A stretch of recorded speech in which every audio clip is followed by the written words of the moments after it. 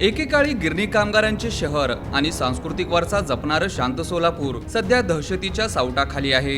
गेल्या 72 तासात सोलापूर शहर आणि जिल्ह्यात तब्बल 6 निर्गुण हत्या झाल्या। सोलापूर शहरात गुन्हेगारीने पुन्हा एकदा डोकेवर काढले असून दिवसाढवळ्या होणारी खून, कोयताधारी टोळ्यांचा हैदोस आणि पोलिसांचा सुटलेला वचक यामुळे सर्वसामान्य सोलापूरकरांना आता स्वतःच्याच शहरात असुरक्षित वाटू लागले आहे। सोलापुरात कामगार दिनापासून रक्तरंजित थरार सुरू झाला। 1 मे रोजी दक्षिण सोलापूरच्या उळे गावात संजय शिंदे यांची गळा चिरून हत्या करण्यात आली।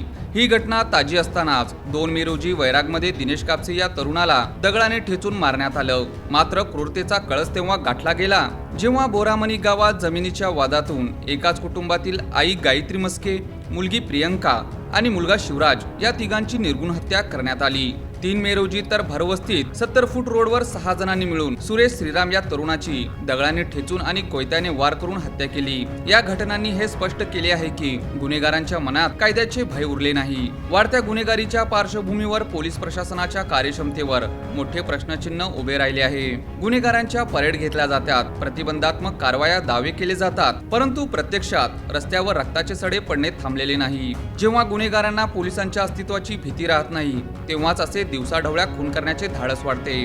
पोलिसांची गुप्तचर यंत्रणा अपयशी ठरत आहे की राजकीय दबावामुळे पोलिसांचे हातपाय बांधले गेले आहेत, असे अनेक प्रश्न आता नागरिक विचारत आहेत।